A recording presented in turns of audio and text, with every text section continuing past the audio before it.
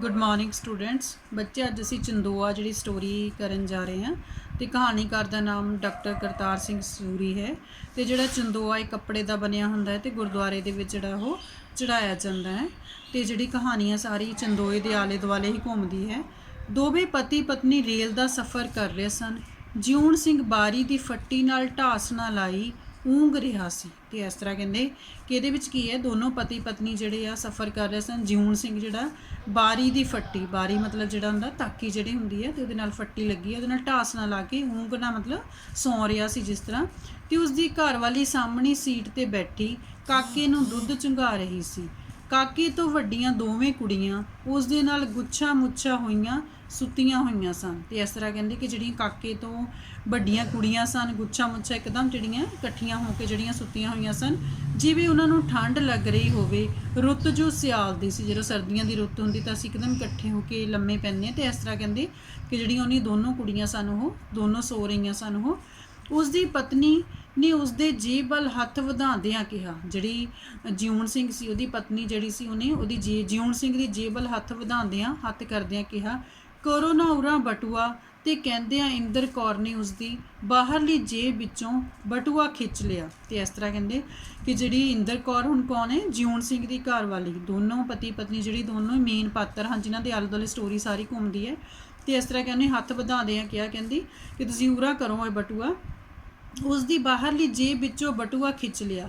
ਇੰਦਰ ਕੌਰ ਦੀ ਆਵਾਜ਼ ਤੇ ਨਾਲੇ ਉਸ ਦੀਆਂ ਉਂਗਲੀਆਂ ਦੀ ਛੂਹ ਨੇ ਜਿਉਣ ਸਿੰਘ ਨੂੰ ਜਗਾ ਦਿੱਤਾ। ਮਤਲਬ ਕਿ ਇੱਕ ਤਾਂ ਇੰਦਰ ਕੌਰ ਨੇ ਬੋਲੀ ਸੀ ਕਿ ਉਰਾ ਕਰੋ ਬਟੂਆ, ਤੇ ਦੂਸਰਾ ਉਂਗਲੀਆਂ ਦੀ ਛੂਹ, ਮਤਲਬ ਜਦੋਂ ਉਹਨੇ ਉਂਗਲੀਆਂ ਜਿਹੜੇ ਆਪਣੇ ਹੱਥਾਂ ਦੇ ਨਾਲ ਜਿਹੜੇ ਬਟੂਆ ਜਿਹੜਾ ਕੱਢਣ ਦੀ ਕੋਸ਼ਿਸ਼ ਕੀਤੀ ਤਾਂ ਉਹਨੂੰ ਜਿਹੜਾ ਟੱਚ ਕੀਤਾ ਤੇ ਇਸ ਤਰ੍ਹਾਂ ਕਹਿੰਦੇ ਕਿ ਜਾਗ ਗਿਆ। ਸ਼ਾਇਦ ਇਸ ਵੇਲੇ ਉਹ ਝਪਕੀ ਤੇ ਉਡਣ ਖਟੋਲੇ ਤੇ ਚੜਿਆ ਰੇਲ ਨਾਲੋਂ ਵੀ ਪਹਿਲਾਂ ਗੁਰੂ ਕੀ ਨਗਰੀ ਜਾ ਪਹੁੰਚਿਆ ਸੀ। ਤੇ ਕਹਿੰਦੇ ਕਿ ਸ਼ਾਇਦ ਜਿਹੜਾ ਇਸ ਟਾਈਮ ਦੇ ਉੱਤੇ ਕੀ ਸੀ, ਕਹਿੰਦੇ ਕਿ ਉਡਣ ਖਟੋਲੇ ਮਤਲਬ ਆਪਣੇ ਖਿਆਲਾਂ ਦੇ ਵਿੱਚ ਸੁੱਤਾ ਹੋਇਆ, ਆਪਣੇ ਖਿਆਲਾਂ ਦੇ ਵਿੱਚ ਹੀ ਜਿਹੜਾ ਉਹ ਰੇਲ ਨਾਲੋਂ ਵੀ ਪਹਿਲਾਂ ਟ੍ਰੇਨ ਨੇ ਤਾਂ ਜਦੋਂ ਪਹੁੰਚਣਾ ਸੀ ਉਦੋਂ ਪਹੁੰਚਣਾ ਸੀ। ਗੁਰੂ ਕੀ ਨਗਰੀ ਮਤਲਬ ਅੰਮ੍ਰਿਤਸਰ ਜਿਹੜਾ ਉਹ ਜਾ ਪਹੁੰਚਿਆ ਸੀ, ਜਿਸ ਦੇ ਦਰਸ਼ਨਾਂ ਲਈ ਉਹ ਤੇ ਉਹਦੀ ਪਤਨੀ ਕਈਆਂ ਸਾਲਾਂ ਤੋਂ ਤਰਸਦੇ ਰਹੇ ਸਨ। ਕਹਿੰਦੇ ਕਿ ਉਸ ਜਗ੍ਹਾ ਦੇ ਉੱਤੇ ਜਿੱਥੇ ਤਰਸਦਿਆਂ ਉਹਨਾਂ ਨੂੰ ਕਿੰਨੇ ਸਾਲ ਹੋ ਗਏ ਸਨ, ਜਾਣਾ ਚਾਹੁੰਦੇ ਸਨ ਪਰ ਗਏ ਨੇ ਸਨ।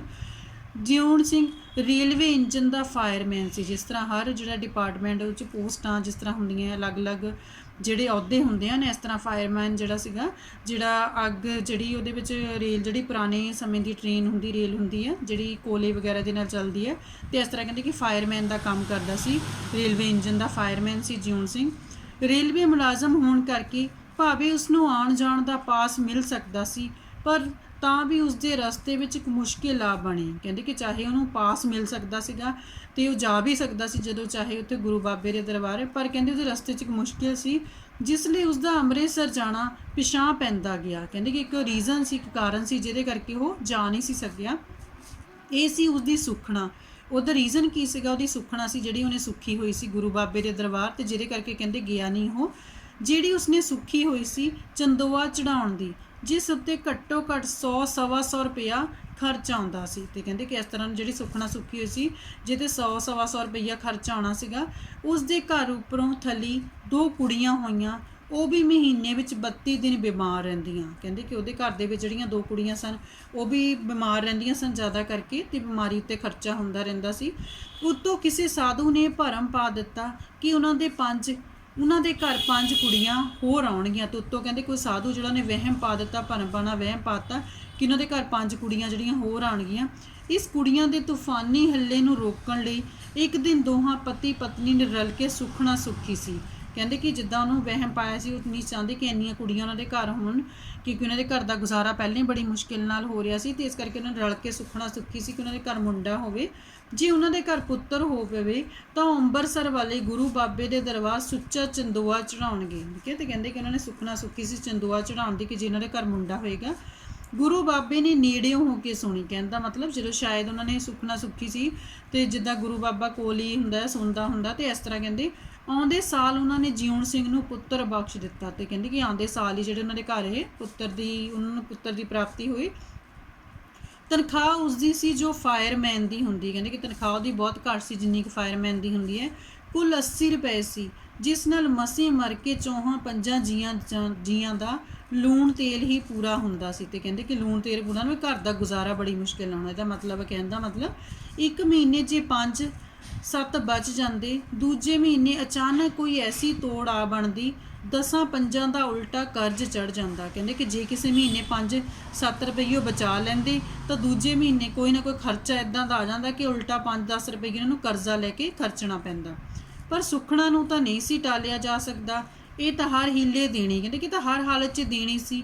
ਜਦੋਂ ਪਿਛਲੇਰੇ ਮਹੀਨੇ ਬੱਚੇ ਨੂੰ ਕਾਕੜਾ ਲਾਕੜਾ ਨਿਕਲ ਆਇਆ, ਜਿਸ ਤਰ੍ਹਾਂ ਕੋਈ ਸਰੀਰ ਦੇ ਦਾਣੇ ਨਿਕਲ ਆਣੇ ਜਾਂ ਕੋਈ ਵੀ ਜਿਹੜੀ ਸਕਿਨ ਦੀ ਬਿਮਾਰੀ ਹੁੰਦੀ, ਠੀਕ ਹੈ, ਇਸ ਤਰ੍ਹਾਂ ਜਦੋਂ ਉਹਨਾਂ ਦਾ ਬੱਚਾ ਇਸ ਤਰ੍ਹਾਂ ਬਿਮਾਰ ਹੋਇਆ ਦੀ ਉਹਨਾਂ ਦੇ ਸਰੀਰ ਦੇ ਉੱਤੇ ਇਸ ਤਰ੍ਹਾਂ ਦੇ ਦਾਣੇ ਜਿਹੇ ਹੋਏ, ਦੋਹਾਂ ਦੀ ਖਾਨੇ ਹੋ ਗਈ। ਦੋਹਾਂ ਦੀ ਖਾਨੇ ਹੋ ਜਾਣਾ ਮਤਲਬ ਘਬਰਾ ਜਾਣਾ, ਭਾਵੇਂ ਗੁਰੂ ਬਾਬੇ ਦੀ ਕਰੋਪੀ ਦਾ ਫਲ ਹੋਵੇ। ਉਹਨਾਂ ਨੇ ਸੋਚਿਆ ਕਿ ਸ਼ਾਇਦ ਗੁਰੂ ਬਾਬਾ ਜਿਹੜਾ ਉਹਨਾਂ ਨਾਰਾਜ਼ ਹੋ ਗਿਆ ਕਿਉਂਕਿ ਅਸੀਂ ਚੰਦੋਆ ਨਹੀਂ ਚੜਾਇਆ।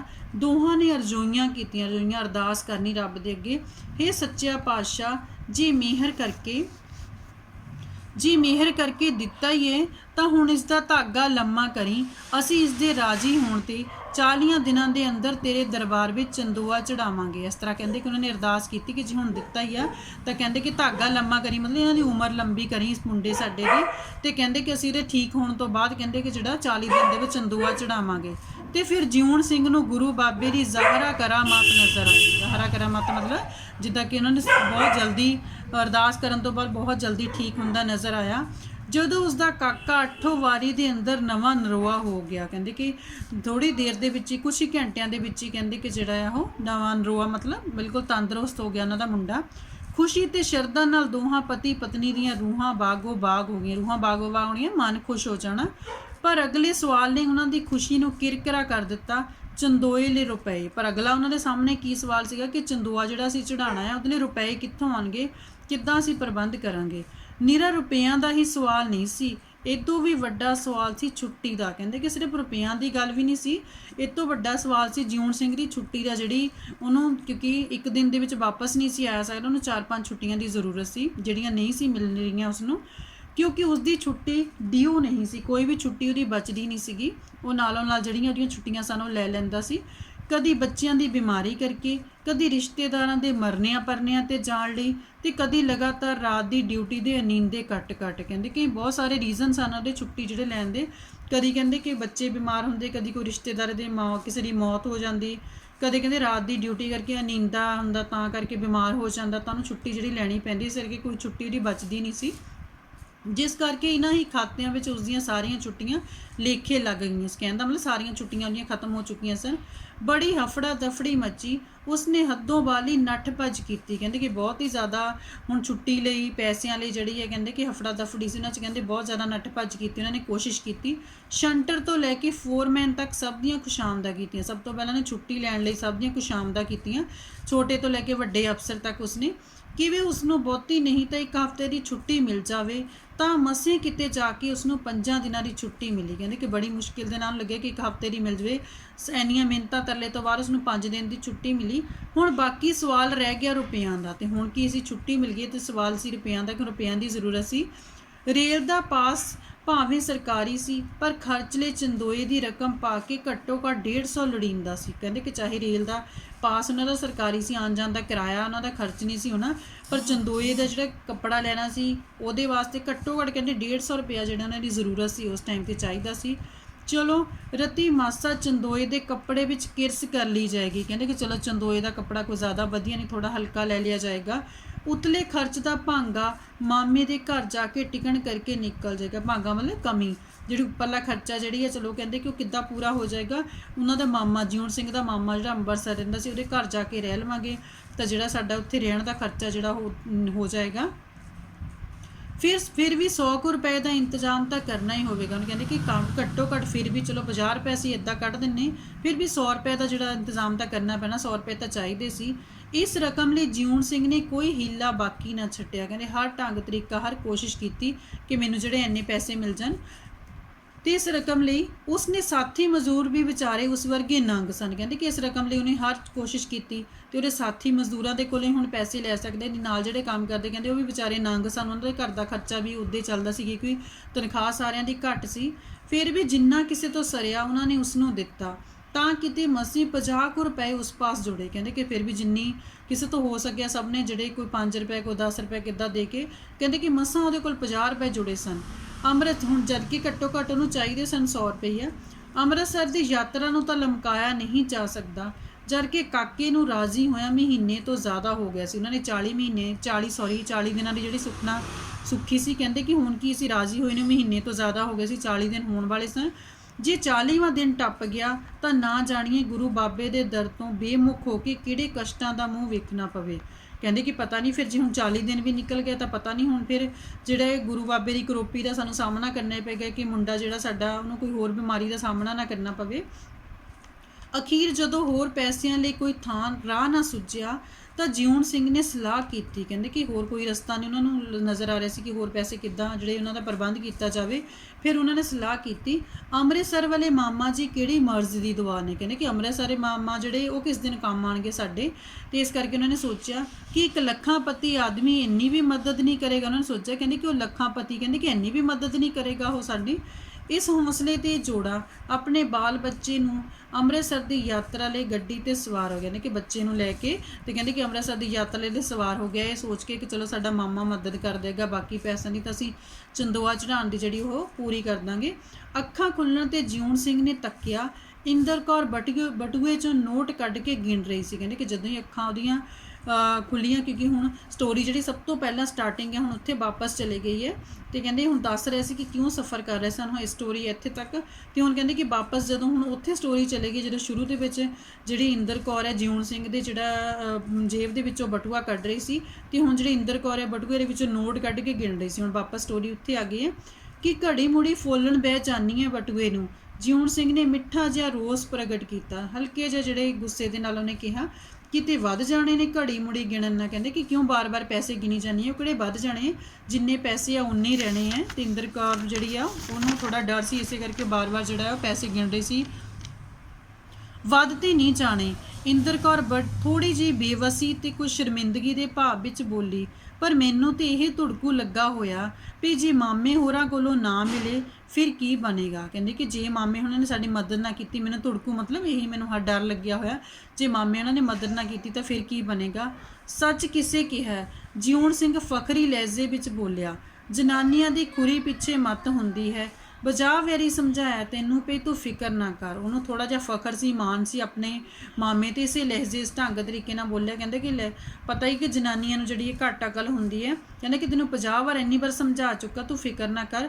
ਮਾਮੇ ਹੋਰਾਂ ਨੂੰ ਅਸੀਂ ਕੋਈ ਦੂ ਪਿਆਰੇ ਮਤਲਬ ਪਿਆਰੇ ਨਾ ਪਿਆਰੇ ਹੋਣਾ। ਕਹਿੰਦੇ ਕਿ ਅਸੀਂ ਮਾਮਿਆਂ ਨੂੰ ਪਿਆਰੇ ਹਾਂ, ਦੂ ਪਿਆਰੇ ਨਹੀਂ ਸਗੋਂ। ਨਾਲੇ ਉੱਥੇ ਕਿਹੜੀ ਗਿਣਤੀ ਹੈ 20-50 ਦੀ, ਗੁਰੂ ਦੀ ਮਿਹਰ ਨਾਲ ਅੰਦਰ ਬਾਹਰ ਭਰਿਆ ਛਲਕਦਾ ਹੈ। ਕਹਿੰਦੇ ਕਿ ਉੱਥੇ ਤਾਂ ਬਹੁਤ ਪੈਸਾ ਸਾਡੇ ਮਾਮੇ ਦੇ ਕੋਲ, ਕਹਿੰਦੇ ਕਿ ਅੰਦਰ ਬਾਹਰ ਭਰਿਆ ਛਲਕਣਾ ਮਤਲਬ ਬਹੁਤ ਜ਼ਿਆਦਾ ਅਮੀਰ ਹੈ ਸਾਡਾ ਮਾਮਾ।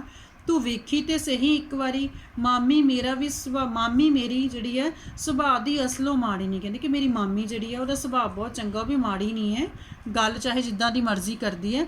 ਰਤਾ ਸੂਮਣੀ ਹੈ ਸੀ ਪਰ ਥੋੜੀ ਜਿਹੀ ਕਹਿੰਦੇ ਕੰਜੂਸ ਹੈ, ਪਰ ਚੰਗੀ ਹੈ, ਪਰ ਸਾਡੇ ਨਾਲ ਥੋੜੇ ਸੂਮਪੁਣਾ ਕਰਨਾ ਸੂ। ਪਹਿਲ ਪਲਾਹੀ ਸੁੱਖ ਨਾਲ ਕਾਕਾ ਉਹਨਾਂ ਦੇ ਘਰ ਚੱਲਿਆ, ਅਲ ਬਹੁਤੇ ਨਹੀਂ ਤਾਂ 10-5 ਤਾਂ ਇਸ ਦੀ ਤਲੀ ਤੇ ਵੀ ਧਰਨਗੇ। ਕਹਿੰਦੇ ਕਿ ਜੇ ਜਿਹੜਾ ਪਹਿਲੀ ਵਾਰ ਚੱਲਿਆ ਸਾਡਾ, ਕਹਿੰਦੇ ਕਿ ਬਹੁਤੇ ਨਹੀਂ ਤਾਂ ਘੱਟੋ ਘੱਟ 5-10 ਰੁਪਈਏ ਤਾਂ ਇਹਨੂੰ ਵੀ ਦੇਣਗੇ, ਕਿਉਂਕਿ ਪਹਿਲੀ ਵਾਰ ਜਦ ਕੋਈ ਘਰ ਆਉਂਦਾ ਤਾਂ ਅਸੀਂ ਜਿਹੜਾ ਸ਼ਗਨ ਦਿੱਤਾ ਜਾਂਦਾ, ਕੁਝ ਨਾ ਕੁਝ ਤੈਨੂੰ ਵੀ ਲੀੜਾ ਲੱਤਾ ਦੇਣਗੇ। ਕਹਿੰਦੇ ਕਿ ਤੈਨੂੰ ਵੀ ਥੋੜਾ ਬਹੁਤ ਕੱਪੜੇ ਕੋਈ ਸਮਾਨ ਦੇਣਗੇ। ਦੋਤਰੀਓ ਨੂੰਹ ਦਾ ਮਾਣ ਤਾਂ ਰੱਖਣਗੇ, ਆਖਰ ਕਹਿੰਦੇ ਮੈਂ ਉਹਨਾਂ ਦਾ ਦੋਤਾ ਲੱਗਦਾ ਤੇ ਤੂੰ ਮੇਰੀ ਘਰ ਵਾਲੀ ਹੈ। ਕਹਿੰਦੇ ਕਿ ਉਹਦਾ ਇੱਜ਼ਤ ਮਾਣ ਰੱਖਣਗੇ, ਕੁਛ ਤਾਂ ਦੇਣਗੇ। ਨਾਲੇ ਕੁੜੀਆਂ ਨੇ ਕਿਹੜਾ ਰੋਜ਼-ਰੋਜ਼ ਉਹਨਾਂ ਦੇ ਘਰ ਜਾਣਾ ਹੈ। ਉਂਝ ਵੀ ਜਦ ਮਾਮੇ ਹੋਰਾਂ ਨੂੰ ਸੁੱਖਣਾ ਦੀ ਗੱਲ ਦੱਸੀ, ਉਹਨਾਂ ਠਹਿ ਦੇ ਕੇ ਅੱਬਲ ਤੇ ਚੰਦੋਏ ਜੋਗੀ ਸਾਰੀ, ਨਹੀਂ ਤੇ ਅੱਧੀ ਪੌਣੀ ਰਕਮ ਜ਼ਰੂਰ ਦੇਣੀ। ਹੁਣ ਇੱਥੇ ਜਿਉਣ ਸਿੰਘ ਨੂੰ ਆਪਣੇ ਮਾਮੇ ਤੇ ਬਹੁਤ ਮਾਣ ਹੈ। ਕਹਿੰਦਾ ਕਿ ਕੁੜੀਆਂ ਨੇ ਕਿਹੜਾ ਰੋਜ਼-ਰੋਜ਼ ਘਰ ਜਾਣਾ, ਕੁੜੀਆਂ ਨੂੰ ਵੀ ਕੁਝ ਦੇਣਗੇ। ਉੱਦਾਂ ਵੀ ਕਹਿੰਦੇ ਕਿ ਮਾਮੇ ਉਹਨਾਂ ਨੂੰ ਜਦ ਅਸੀਂ ਦੱਸੇ ਕਿ ਸੁੱਖਣਾ ਪੂਰੀ ਕਰਨ ਆਏ, ਸਾਡੇ ਕੋਲ ਪੈਸੇ ਨਹੀਂ, ਤੇ ਕਹਿੰਦੇ ਇਹਨਾਂ ਨੇ ਜ਼ਿਆਦਾ ਨਹੀਂ, ਪੂਰੀ ਰਕਮ ਨਹੀਂ, ਤੇ ਕਹਿੰਦੇ ਥੋੜੀ ਬਹੁਤ ਰਕਮ ਤਾਂ ਜ਼ਰੂਰ ਦੇ ਦੇਣਗੇ ਉਹ। ਪਤੀ ਦੀਆਂ ਗੱਲਾਂ ਸੁਣ ਕੇ ਇੰਦਰ ਕੌਰ ਦਾ ਡਿੱਗਦਾ ਉਤਸ਼ਾਹ ਇੱਕ ਵਾਰੀ ਫਿਰ ਕਾਇਮ ਹੋ ਗਿਆ। ਉਹਦੀਆਂ ਗੱਲਾਂ ਸੁਣ ਕੇ ਫਿਰ ਉਹਦੇ 'ਚ ਜਿੱਦਾਂ ਹਿੰਮਤ ਹੌਸਲਾ ਜਿਹਾ ਆ ਜਾਂਦਾ ਆ। ਅੱਛਾ ਇੱਕ ਗੱਲ ਕਰੀ, ਜਿਵੇਂ ਮਾਸਟਰ ਆਪਣੇ ਵਿਦਿਆਰਥੀ ਨੂੰ ਇਮਤਿਹਾਨ ਤੇ ਜਾਣ ਤੋਂ ਪਹਿਲਾਂ ਸਮਝਾਉਂਦਾ ਹੈ। ਜਿਉਣ ਸਿੰਘ ਨੇ ਸਮਝਾਉਣਾ ਸ਼ੁਰੂ ਕੀਤਾ, ਜ਼ਰਾ ਕੂਣ ਸਹਿਣ ਲੱਗੀ ਤਜੀਬ ਦਾ ਖਿਆਲ ਰੱਖੀ। ਵੱਡੇ ਆਦਮੀ ਹੋਏ ਇਹ ਨਾ ਦਿਲ ਵਿੱਚ ਸੋਚਣ ਵੀ ਕਿਹੋ ਜਿਹੇ ਗਵਾਰਾਂ ਨਾਲ ਉਹਨਾਂ ਦੀ ਸਾਕਾਦਾਰੀ ਹੈ। ਤੇ ਕਹਿੰਦੇ ਕਿ ਹੁਣ ਜਿਉਣ ਸਿੰਘ ਉਹਨੇ ਥੋੜਾ ਸਮਝਾਉਣਾ ਸ਼ੁਰੂ ਕੀਤਾ। ਕਹਿੰਦੇ ਕੂਣ ਸਹਿਣ ਲੱਗੀ ਮਤਲਬ ਗੱਲਬਾਤ ਕਰਨ ਲੱਗੀ। ਕਹਿੰਦੇ ਥੋੜਾ ਤਹਿਜ਼ੀਬ ਦਾ ਮੈਨਰਸ, ਜਿੱਦਾਂ ਮੈਨਰਸ ਨਾਲ ਗੱਲ ਕਰੀ। ਕਹਿੰਦੇ ਕਿ ਬਹੁਤ ਵੱਡੇ ਆਦਮੀ ਹੈ। ਕਹਿੰਦੇ ਕਿ ਦਿਲ 'ਚ ਇਹ ਨਾ ਸੋਚਣ ਕਿ ਕਿੱਦਾਂ ਦੇ ਗਵਾਰ ਜਿਹੜੇ ਅਨਪੜ੍ਹ ਨਾਲ ਸਾਡੀ ਰਿਸ਼ਤੇਦਾਰੀ ਹੈ, ਤੇ ਇਸ ਕਰਕੇ ਬੜੇ ਧਿਆਨ ਦੇ ਨਾਲ ਉੱਥੇ ਜਾ ਕੇ ਗੱਲ ਕਰੀ। ਜਿਉਣ ਸਿੰਘ ਆਪਣੇ ਘਰ ਵਾਲੀ ਨੂੰ ਗੱਲ ਸਮਝਾਉਂਦਾ ਹੈ। ਲੈ ਇੰਦਰ ਕੌਰ ਆਪਣੀ ਲਿਆਕਤ ਦੇ ਮਾਣ ਵਿੱਚ, ਆਪਣੀ ਸਮਝਦਾਰੀ ਤੇ ਮਾਣ ਕਰਦੀ ਹੋਈ ਬੋਲੀ, ਮੁੰਨੀ ਦਾ ਬਾਪੂ ਤੂੰ ਮੈਨੂੰ ਉੱਕਾ ਹੀ ਗੀ ਬੇਇੱਜ਼ਤੀ ਸਮਝ ਛੱਡਿਆ। ਜੰਮੀ ਭਾਵੇਂ ਪਿੰਡ ਵਿੱਚ ਆ, ਪਰ ਅੱਖਾਂ ਤੇ ਸ਼ਹਿਰ ਵਿੱਚ ਖੋਲੀਆਂ ਨੇ। ਮਾਮੀ ਇੱਕ ਵਾਰੀ ਆਸ਼ ਨਾ ਕਰ ਉੱਠੀ ਤੇ ਆਖੀ। ਕਹਿੰਦੇ ਕਿ ਉਹਨੂੰ ਆਪਣੇ ਜਿਹੜੇ ਮਾਣ ਸੀਗਾ, ਕਹਿੰਦੀ ਲੈ ਬੇਸ਼ੱਕ ਕਹਿੰਦੀ ਮੈਂ ਪਿੰਡ 'ਚ ਜੰਮੀ ਆ, ਪਰ ਮੈਂ ਜਿਹੜੀ ਪਲੀ ਆ, ਵੱਡੀ ਹੋਈ ਆ ਕਹਿੰਦੀ ਸ਼ਹਿਰ ਦੇ ਵਿੱਚ।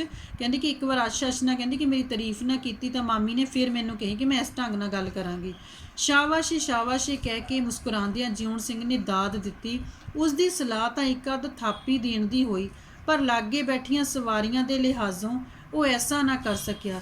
ਇਸ ਸੰਖੇਪ ਜਿਹੇ ਪ੍ਰਸ਼ਨ ਉੱਤਰ ਨੇ ਦੋਹਾਂ ਦੇ ਦਿਲਾਂ ਵਿੱਚ ਖੁਸ਼ੀ ਨਾਲ ਛਲਕਾ ਦਿੱਤਾ। ਭਵਿੱਖ ਦੇ ਸੁਨਹਿਰੀ ਨਕਸ਼ਿਆਂ ਨੇ ਉਹਨਾਂ ਦੀਆਂ ਅੱਖਾਂ ਵਿੱਚ ਨਸ਼ਾ ਜਿਹਾ ਭਰ ਦਿੱਤਾ। ਇਸ ਨਸ਼ੇ ਦੀ ਮਸਤੀ ਵਿੱਚ ਉਹ ਦੋਵੇਂ ਕਿੰਨਾ ਚਿਰ ਗੱਲਾਂ ਕਰਦੇ ਰਹੇ, ਜਿਨ੍ਹਾਂ ਦਾ ਵਿਸ਼ਾ ਸੀ ਬਾਬੇ ਦਾ ਦਰਬਾਰ ਤੇ ਜਾਂ ਅੰਬਰਸਰ ਦੀਆਂ ਸੁਗਾਤਾਂ, ਪਾਪੜ ਵੜੀਆਂ ਤੋਂ ਲੈ ਕੇ ਮੁਰਾਦਾਬਾਦੀ ਭਾਂਡਿਆਂ ਤੱਕ। ਤੇ ਇਸ ਵਿਚਾਲੇ ਜਦੋਂ ਵੀ ਪੈਸਿਆਂ ਦਾ ਸਵਾਲ ਆਉਂਦਾ, ਪਤੀ ਦੀ ਇੱਕੋ ਦਲੀਲ ਨਾਲ ਪਤਨੀ ਦੀ ਤਸੱਲੀ ਹੋ ਜਾਂਦੀ, ਮਾਮਾ ਜੋ ਹੈ ਉੱਥੇ। ਤੇ ਇਸ ਤਰ੍ਹਾਂ ਕਹਿੰਦੇ ਕਿ ਜਦੋਂ ਉਹਦੀ ਘਰਵਾਲੀ ਕਹਿੰਦੀ ਹੈ ਕਿ ਹਾਂ ਮੈਂ ਸ਼ਹਿਰ ਦੇ ਵਿੱਚ ਪਲੀ ਹਾਂ, ਮੈਂ ਬਹੁਤ ਵਧੀਆ ਢੰਗ ਨਾਲ ਗੱਲ ਕਰਾਂਗੀ, ਤਾਂ ਹੁਣ ਜਿਉਣ ਸਿੰਘ ਜਿਹੜਾ ਆ ਉਹ ਵੀ ਖੁਸ਼ ਹੋ ਜਾਂਦਾ ਹੈ। ਉਹਦੀ ਥਾਪੀ ਦੇਣ ਦੀ ਸਲਾਹ ਹੁੰਦੀ ਹੈ, ਆਪਣੀ ਘਰਵਾਲੀ ਨੂੰ ਸ਼ਾਬਾਸ਼ੀ ਦੇਣ ਦੀ, ਪਰ ਸਵਾਰੀਆਂ ਕਰਕੇ ਉਹ ਜਿਹੜਾ ਇੱਦਾਂ ਨਹੀਂ ਕਰ ਸਕਿਆ। ਤੇ ਇਸ ਤਰ੍ਹਾਂ ਕਹਿੰਦੇ ਕਿ ਦੋਨੋਂ ਜਣੇ ਕਿੰਨੀ ਦੇਰ ਗੱਲਾਂ ਕਰਦੇ ਰਹੇ, ਤੇ ਜਿਨ੍ਹਾਂ ਉਹਨਾਂ ਦੀਆਂ ਗੱਲਾਂ ਦਾ ਵਿਸ਼ਾ ਕੀ ਸੀ, ਗੁਰੂ ਬਾਬੇ ਦੇ ਦਰਬਾਰ ਦੇ ਵਿੱਚ ਜਾਣਾ, ਉੱਥੇ ਜਿਹੜਾ ਕੋਈ ਵੀ ਸਮਾਨ ਵਗੈਰਾ ਖਰੀਦਣਾ ਜਾਂ ਸੁਗਾਤਾਂ, ਪਾਪੜ, ਜਿਹੜਾ ਵੜੀਆਂ ਵਗੈਰਾ ਲੈਣੀਆਂ। ਤੇ ਇਸ ਤਰ੍ਹਾਂ ਜਿਹੜੀ ਹੈ ਜਿਉਣ ਸਿੰਘ ਤੇ ਜਿਹੜੇ ਇੰਦਰ ਕੌਰ ਹੈ ਉਹ ਸਫ਼ਰ ਕਰ ਰਹੇ ਸਨ ਗੁਰੂ ਬਾਬੇ ਦੇ ਦਰਬਾਰ ਵਿੱਚ ਜਾਣ ਲਈ।